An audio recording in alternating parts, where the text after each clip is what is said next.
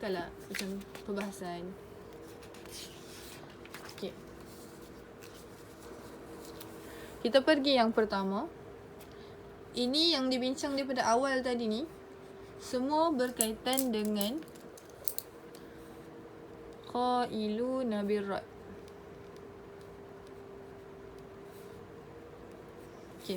So sekarang kita nak cakap untuk kes apa? Untuk kes ada zaujain. Dan ada bersamanya waris yang banyak dan jins yang banyak. Okay. Kita pergi dulu untuk step tamasul.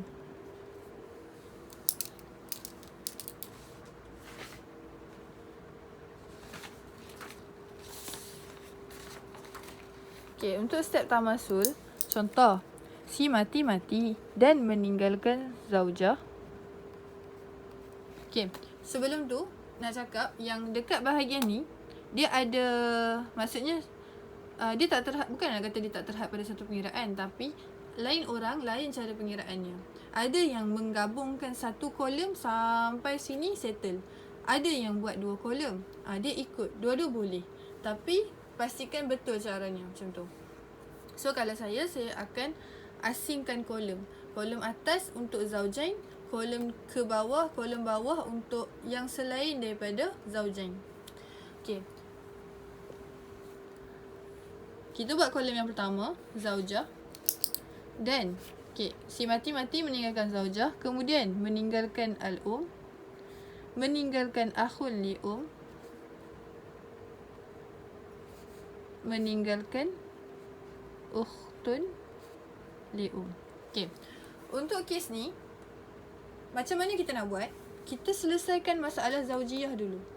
Masalah zaujain dulu. Ataupun kita panggil pengiraan yang pertama. Ni pengiraan yang pertama, ni pengiraan yang kedua. Okay, kita selesai yang ni dulu. Yang atas dulu. Okay, macam mana nak selesaikan?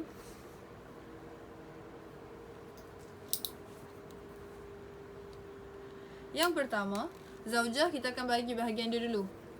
Bahagian untuk dia, bila mana tak ada anak perempuan, tak ada anak, dia akan dapat 1/4. Okay. Zaujah 1/4. Baki daripada 1/4 tu berapa? 3/4. So asal masalah dia 4/4. Buat kolom elok-elok lah. Okay. Jadi nak kata kat sini 3/4 ni apa? 3/4 ni sebenarnya adalah bahagian bagi mereka. Ingat tak? Sebab pada asalnya, kalau suami dapat 1/4, baki 3/4 ni untuk waris yang tinggal. Sama kat ni. Suami dapat 1/4, baki 3/4 ni untuk waris yang tinggal. Cumanya kat sini, masalahnya adalah warisnya berbeza-beza pangkat. Yang pada asalnya setiap pangkat tu ataupun setiap waris tu ada bahagian-bahagian dia tersendiri. Tak boleh kita kata 3/4 terus kita bahagi 3. Tak boleh. Dia ada bahagian-bahagian dia. Jadi kita kena ikut furuk dia lah. So kita dah buat atas ni, kita buat bawah ni pula. Yang ni kita pisahkan sebab kita buat kolom lain. So kita akan dapat 1/6 sebab ada ikhwah. Okay, ikhwah akan dapat 1/3 berkongsi. Sebab apa? Sebab ahun dengan ukhtun li'um berkongsi pada 1/3. Okay, settle dah kat situ. Belum settle lagi. Sekejap. 1/6. Okay, kita tengok. Dia baru furut kat sini. Nanti korang buat lah elok-elok. Sini furut, sini saham, sini furut. Okay. So untuk saham, kita kena samakan kaki. Sini 6, sini 3. Dia maksudnya dia akan jadi 1/6 dan 2/6. Okay. Baki ada baki tak? Baki dia adalah 3/6. Sini kita tulislah baki. So total 6/6. Okay. Macam mana nak tentukan? Kena ingat konsep ni. Baki zaujain.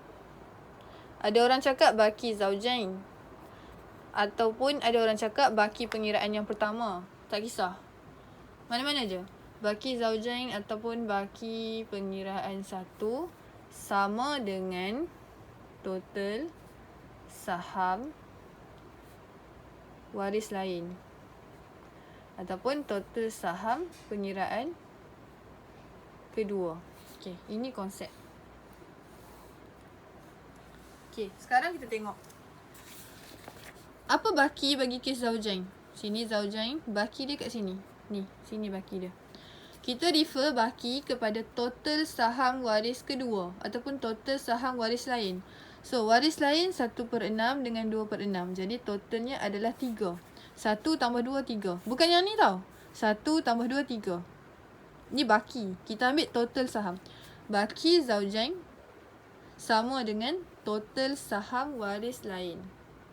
Baki zaujain sama dengan total saham waris lain. Okey. Kemudian, kita dapati yang mana dia sama. Baki sama dengan yang ni. Sebab itulah dinamakan kes tamasul. Tamasul, masalah sama. So, bila sama, apa nak buat? Senang saja. Kita ambil balik dia jadi asal masalah. Okey, selepas kita tengok ni, apa kesimpulan daripada yang ni adalah kita jadikan asal masalah pengiraan satu sebagai asal masalah baru. Jadikan asal masalah pengiraan 1 sebagai asal masalah baru. Okey. Maksudnya, asal masalah pengiraan 1 ni adalah 4. 4 kan asal masalah dia? Sini asal masalah. So, 4 akan menjadi asal masalah yang baru. 4 akan menjadi asal masalah yang baru. So, sini 1/4. Baki 3/4. 3/4 ni sepatutnya sama dengan dua-dua ni. Sama dengan ni apa? Kita tengok. Sama ke tidak? Okay, so yang ni 1. Dia bukan lagi per dengan 6. Dia per dengan 4. Sebab apa? Sebab sini kita jadikan asal masalah dia 4. So, sini dia akan per dengan 4. Dan sini dia akan jadi 2/4. Okay. Kita cuba cek.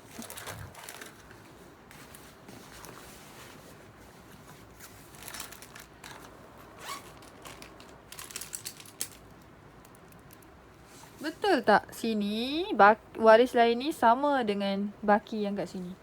1 tambah 2, 3. Dan betul tak 1 tambah 1 tambah 2 adalah 4/4. So, settle dah lah kat sini. Macam tu. Okay. 1 untuk zaujah cukup. 1 untuk cukup. Yang ni kena divide. Dia akan jadi 1/4 dan 1/4. Begitu. Untuk tamasul. Apa konsep tamasul? Tamasul ni sama. Baki zaujain sama dengan total saham bagi pengiraan kedua. So, bila sama, kita nak buat apa? Kita jadikan asal masalah pengiraan yang pertama sebagai asal masalah baru. Okey, ni untuk tamasul. Kita pergi yang seterusnya, iaitu tabayun.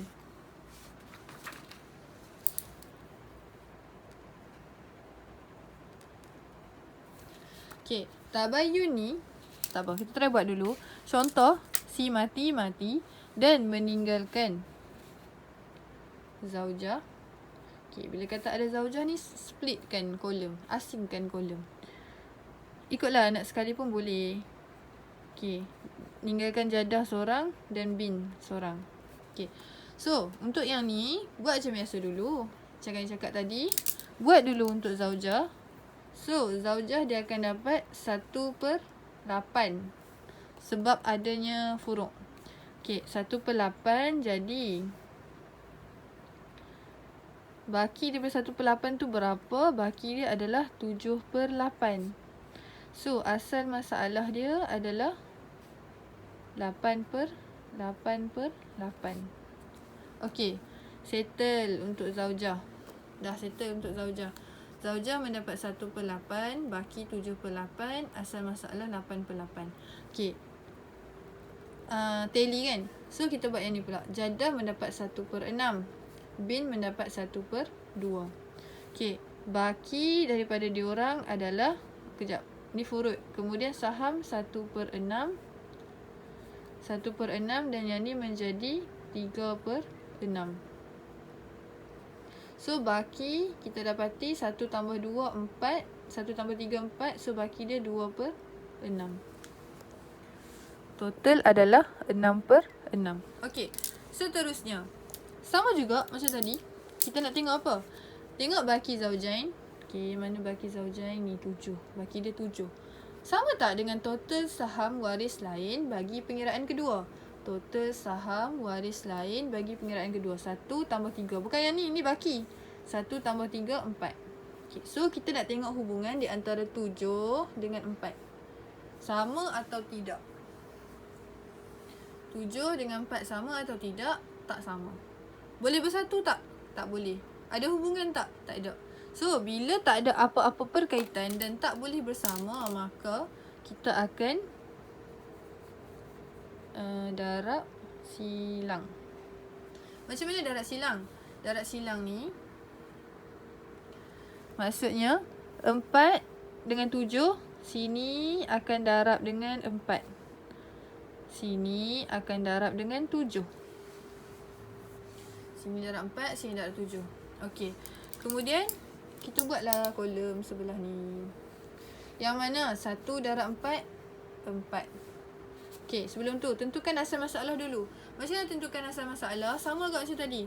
Asal masalah pengiraan 1 sebagai asal masalah baru. Mana asal masalah pengiraan 1? Sini, 8. Jadikan 8 ni sebagai asal masalah baru.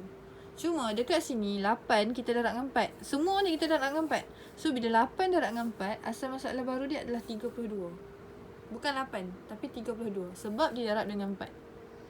Yang tadi tak ada darab apa-apa. Tadi darab lah. Tadi tak ada darab apa-apa sebab muasalah dia sama. Dah. Sepatutnya kat sini 32/32. Okey. 4 ni nak per dengan apa? 4 akan per dengan 32 lah. So apa per 32? Sebab 8 darab 4. Ataupun sebab asal masalah ni 32. So baki kat sini sepatutnya menjadi 28/32. Okay. Kemudian kita tengok jadah pula. Jadah 1/6, 1/6. So 1 akan darab dengan 7. 7. Nak per dengan berapa? 32. Sini, bin 3/6 darab dengan 7. 3 darab dengan 7, 21/72. 32. Okey, cuba totalkan. 4 tambah 7 tambah 21. Betul tak dapat 32?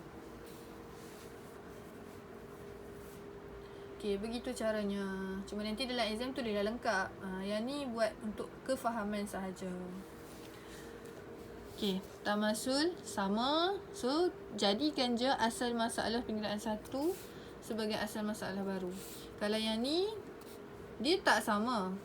Tapi, dia tak sama, dia tak boleh bersatu, dia tak ada hubungan. So, kena darab silang.